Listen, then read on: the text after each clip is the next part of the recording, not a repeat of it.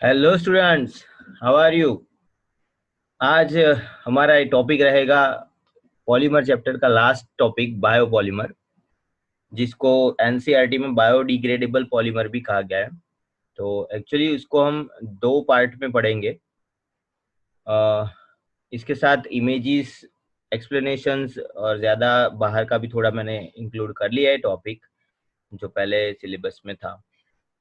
और साथ में इमेजेस के साथ मैंने एक्सप्लेन करने का ट्राई किया है। तो बेटा देखते रहिए आगे।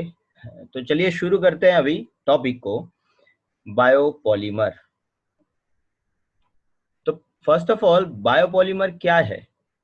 तो बायोपॉलीमर में the polymer substances present in the nature such as polysaccharide, protein and nucleic acid which are very useful for the human life are called biopolymer।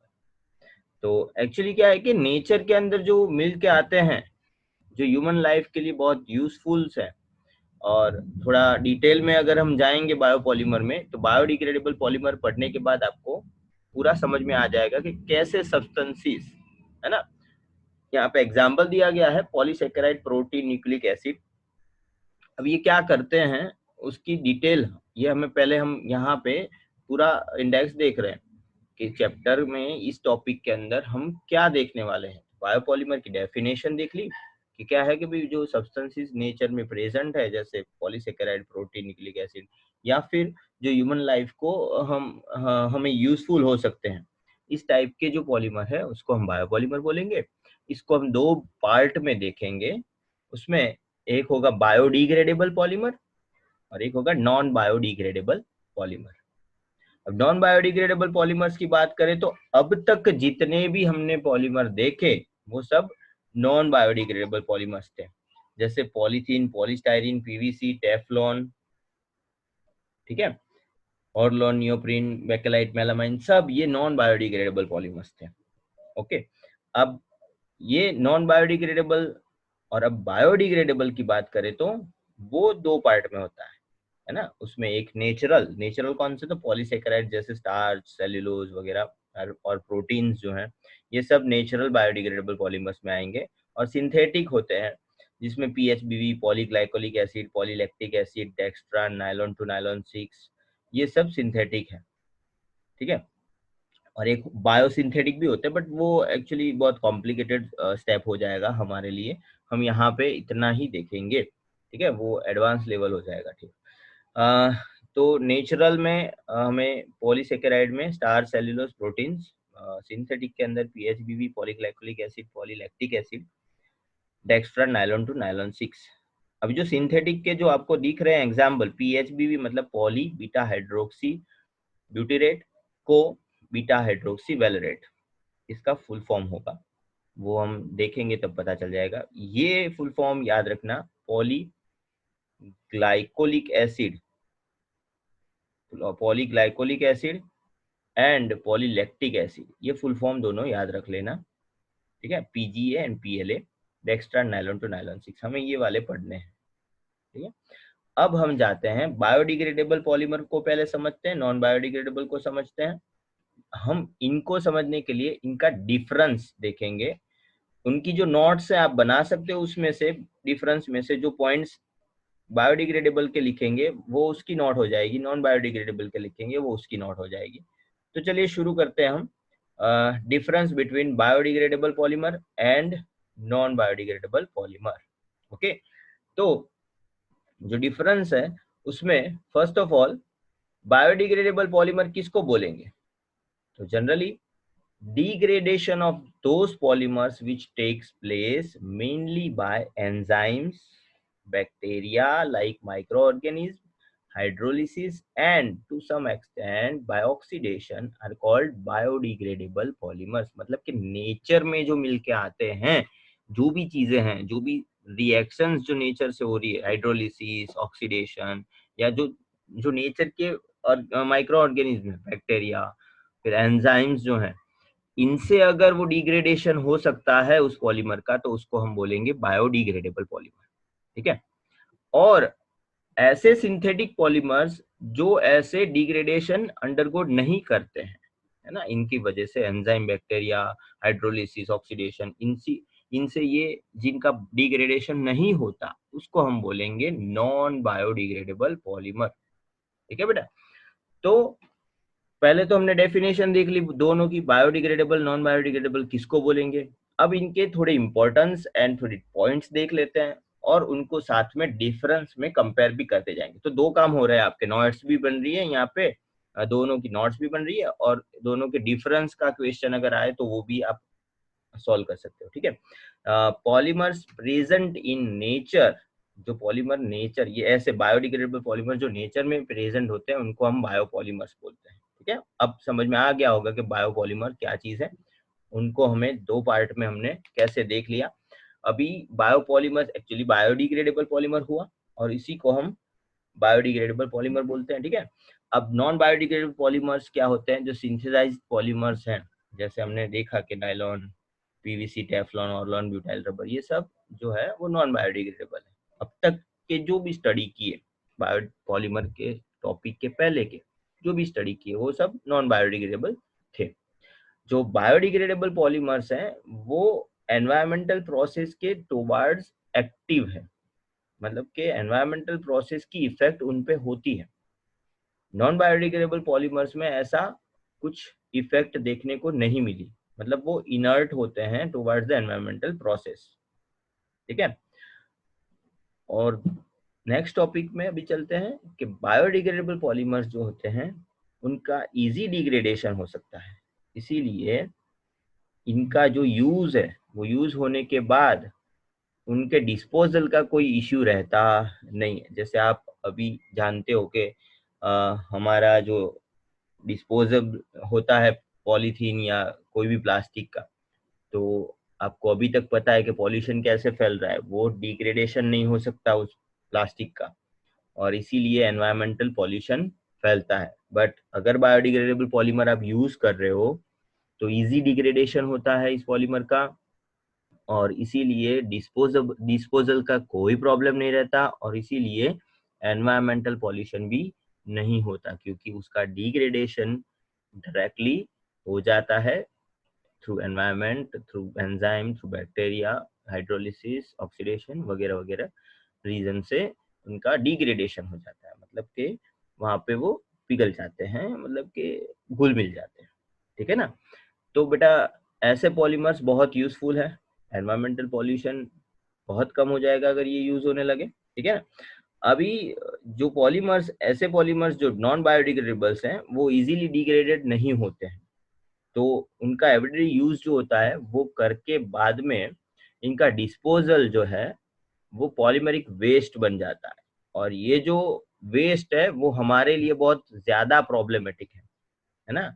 इसीलिए एनवायरमेंटल प्रॉब्लम्स क्रिएट हो रहे हैं, उसी की वजह से global warming, green house effect, ये सब क्रिएट हो रहा है।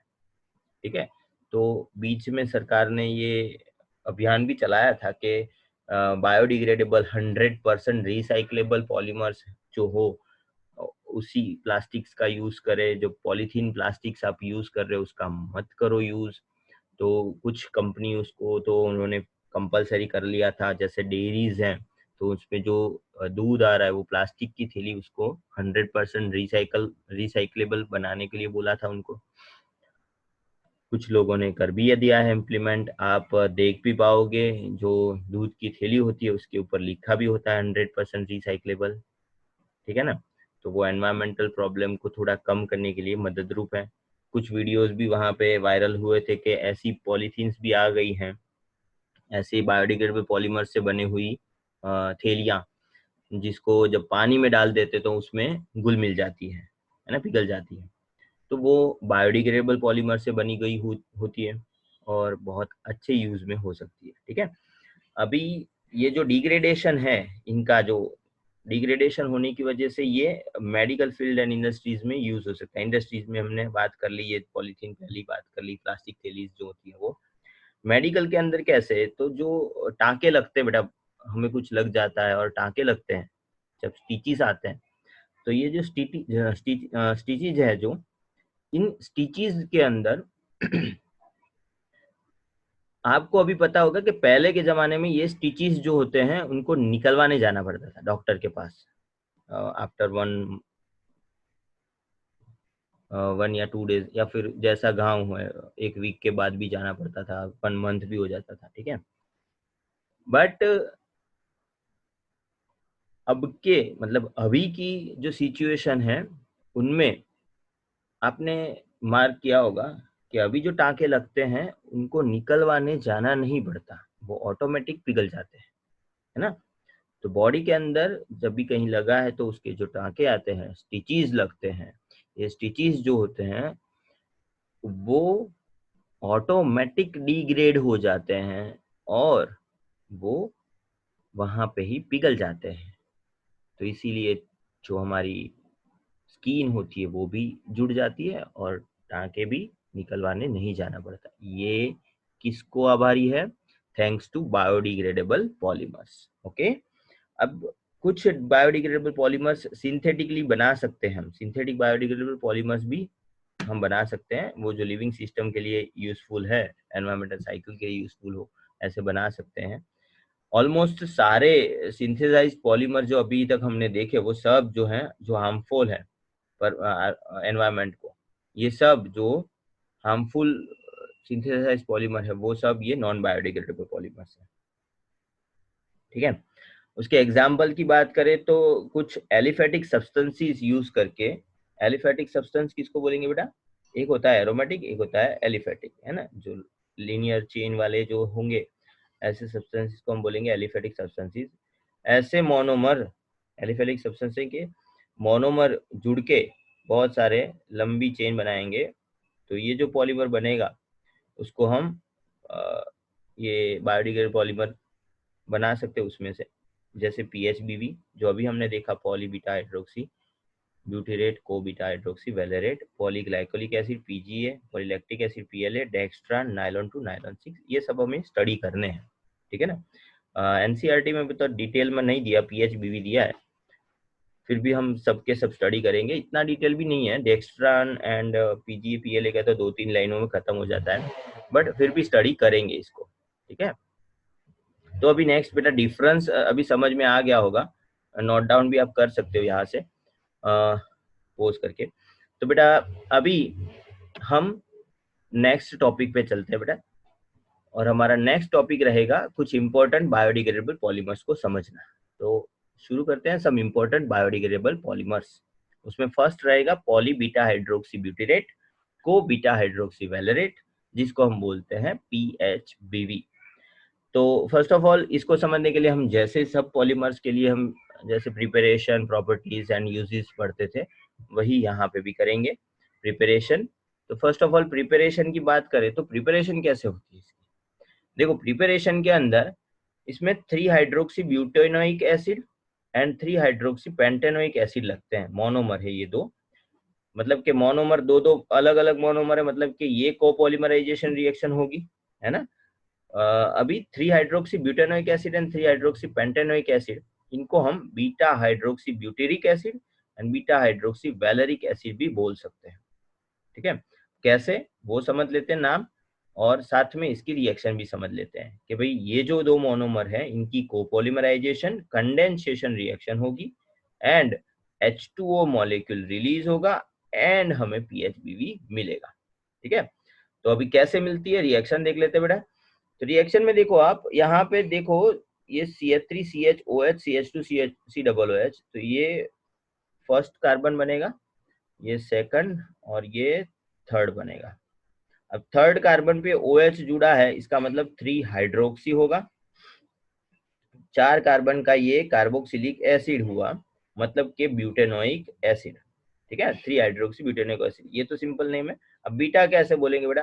तो ये जो फंक्शनल ग्रुप है पूरा COOH क्या हुआ? फंक्शनल ग्रुप हुआ। तो ये फंक्शनल ग्रुप जिस कार्बन के साथ जुड़ेगा उसको हम अल्फा कार्बन बोलेंगे, और उसके बाजू वाला कार्बन क्या बनेगा बेटा? Beta carbon. तो ये बीटा कार्बन हुआ, और बीटा कार्बन पे हाइड्रोक्सी ग्रुप जुड़ा है तो बीटा हाइड्रोक्सी ब्यूटीरिक एसिड। अब ये ब्यूटीरिक एसिड कॉमन नेम है, जो मैंने अपने 11th में लिखाए थे कार्बोक्सिलिक एसिड्स के कॉमन नेम, वो देख लेने बेटा। 4 कार्बन वाला कार्बोक्सिलिक एसिड ब्यूटेरिक एसिड, वैसे ही 5 कार्बन वाला जो एसिड होता है कार्बोक्सिलिक एसिड, उसको हम बोलते हैं वैलेरिक एसिड। तो यहाँ पे देखो आप कि यहाँ पे 1 2 3 4 एंड 5 कार्बन वाला ये बन रहा है, तो इसको हम बोलेंगे वैलेरिक एसिड। इसका अल्फा कार्बन ये वाला हुआ और ये बीटा कार्बन हुआ। बीटा पे, ये बीटा कार्बन पे OH जुड़ रहा है तो बीटा हाइड्रोक्सी, और 5 कार्बन वाला वैलेरिक एसिड। वैसे ही थर्ड कार्बन पे OH है तो 3 हाइड्रोक्सी पेंटेन, मतलब कि 5 कार्बन है तो पेंटेनोइक एसिड। ठीक है, तो ये बेटा उसके नेमिंग कन्वेंशन हो गए। अब रिएक्शन क्या होती है वो समझ लेते हैं कि रिएक्शन में क्या होगा। तो जनरली जो OH है उसमें से H निकलेगा और यहाँ से OH निकलेगा। ठीक है, इधर भी यहाँ से H निकलेगा और ये OH निकलेगा। ठीक है, ऐसे H2O मॉलिक्यूल रिलीज होंगे, H2O मॉलिक्यूल रिलीज होंगे।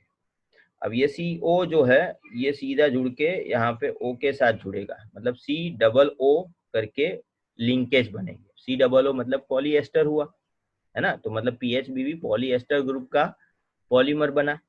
अब लिंकेज में हम जोड़ेंगे कैसे, तो यहाँ से O जो है यहाँ से शुरू करेंगे, ये ऐसे ऐसे चेन बनेगी। ठीक है, तो देखो आप OCH, इसके नीचे ये वाला जो CH3 है वो ब्रांच में जाएगा, CH2CO, CH2CO यहाँ तक का। फिर ये ऑक्सीजन शुरू हुआ यहाँ से, अभी इस तरफ जाएंगे तो ये OCH नीचे CH2 CH3 ये वाला जो है ब्रांच में जाएगा। ठीक है, फिर CH2C double bond O, clear, n times. Okay, तो ये हो गया beta hydroxy butyric acid and beta hydroxy valeric acid. Okay, तो बेटा अब हमें पता चल गया कि PHBB कैसे बनता है, प्रिपरेशन समझ में आ गई, उसके नेमिंग कन्वेंशन समझ में आ गए, कौन सी कंडेंसेशन किस तरीके से होता है, कौन सा मॉलिक्यूल निकलता है वो समझ में आ गया है। अब हम उसकी प्रॉपर्टीज की बात करेंगे। चलो प्रिपरेशन खत्म, उसकी प्रॉपर्टीज।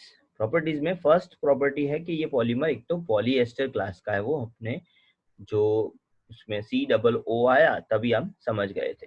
सेकंड है कि ये जो प्रॉपर्टी है उसमें कि ये बायोडिग्रेडेबल कैरेक्टर पोजेस करता है, मतलब कि अगर एनवायरनमेंट में रखा जाए तो एंजाइम वगैरह से ये बायोडिग्रेडेशन हो सकता है इसका। ठीक है, फिर है कि भाई इसके अंदर बीटा हाइड्रोक्सी ब्यूटेरिक एसिड, यहाँ पे बीटा, ये बीटा है, ठीक है, बीटा हाइड्रोक्सी ब्यूटेरिक एसिड, उसकी stiffness of beta hydroxy butyric acid and beta hydroxy valeric acid की फ्लेक्सिबिलिटी, ये दोनों प्रॉपर्टी इसके अंदर देखने को मिलती है। स्टिफनेस एंड फ्लेक्सिबिलिटी दोनों प्रॉपर्टीज PHBB में मिल जाती है, दोनों मोनोमर की अलग अलग प्रॉपर्टीज इसके अंदर दोनों कंबाइन होके हमें मिलती है। ठीक है, अभी हम देखते हैं नेक्स्ट टॉपिक के भी उसका प्रॉपर्टीज में कि PHBB जो है वो बैक्टीरियल डिग्रेडेशन भी उसका होता है एनवायरमेंटल कंडीशन में भी, मतलब कि एनवायरमेंट खुला भी छोड़ दे तो उसका बैक्टीरियल डिग्रेडेशन होता रहता है। ठीक है, तो बहुत सारे यूजेस हो सकते हैं इसके, इसी कारण क्योंकि एनवायरमेंटल कंडीशन में भी इसका डिग्रेडेशन होता है तो बहुत सारे यूज में हो सकता है ये। तो चर्चा करते हैं उसी यूजेस की। यूजेस क्या रहेंगे इसके, तो फर्स्ट यूज है कि PHBB special types of packaging के अंदर यूज होगा। अब स्पेशल टाइप ऑफ पैकेजिंग मतलब फूड पैकेजिंग वगैरह हो सकते हैं, उसके जो प्लास्टिक प्लेट्स बनते हैं, ये सब बायोडिग्रेडेबल होंगे। ठीक है ना, तो इसको अभी जब जमीन में फेंक दिया जाएगा खा के, इसके अंदर खा के, या फिर फूड पैकेज जो मिला हमें उसमें से, फिर ये जो प्लास्टिक है जो बना यहाँ पे, उसको जब फेंक देंगे तो ये जमीन में ही बायोडिग्रेडेशन हो जाएगा, उसका डिग्रेडेशन हो जाएगा और फिर कोई ट्रेसिस नहीं मिलेंगे इसके। ठीक है, नेक्स्ट यूज है कि ये ऑर्थोपेडिक डिवाइसेस में भी यूज होता है। अब ऑर्थोपेडिक डिवाइसेस आपको यहाँ पे बताए गए हैं, एक्चुअली ऑर्थोपेडिक मेडिकल में आप फील्ड में जाओगे तो भी पता चलेगा, बाकी अभी तो स्क्रू बोल्ट जैसा ही दिख रहा है सब।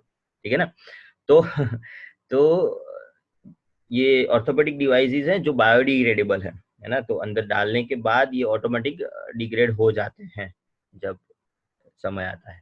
ठीक है, और नेक्स्ट इसका यूज है कि कैप्सूल्स में यूज होते हैं for filling controlled release of drugs, मतलब कि जितना ड्रग्स हमें यहाँ पे डालना है बॉडी के अंदर उतनी मात्रा में कैप्सूल के अंदर भरा जाता है। आप देख रहे हैं कैप्सूल इमेज के अंदर, उसके अंदर छोटे छोटे दाने दिख रहे हैं आपको, तो ये दाना जो है अंदर के वो दवाइयाँ होती है, कैप्सूल कोई दवाई नहीं है, कैप्सूल सिर्फ उसको पैक करने के लिए होता है।